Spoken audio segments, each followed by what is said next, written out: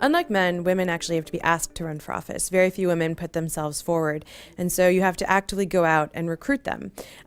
So you'll see a lot of men sort of raising their hands and saying, I want to run, I want to run. With women, a lot of the recruiters that I've spoken to have said with women, they really ask 1,000 questions before they even consider running. What would it be like for their families? What would it be like for their jobs? What would it be like for their incomes? What happens with their children? Do they have to move? What are the schools like? And so it takes a lot of convincing to get a woman to run for office versus a man.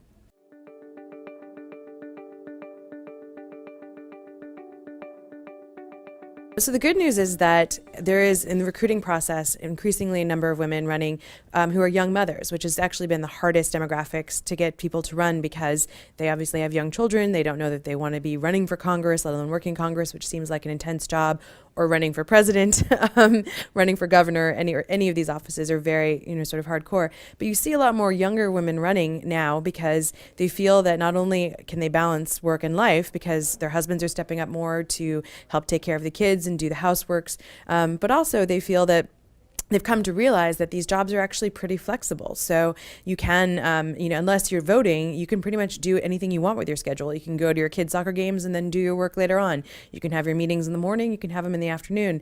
You can, so the schedule flexibility tends to be really key to women. And in that sense, politics is a really good thing for them.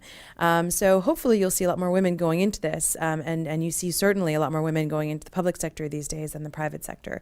So that is some reason for hope and some good news.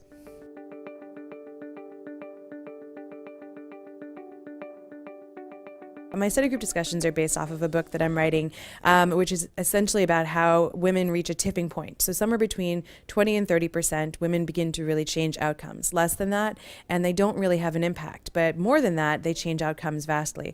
So for example, in the last session of Congress, the 113th Senate, you saw there were 20 women in the Senate for the first time ever. They actually not only ended the government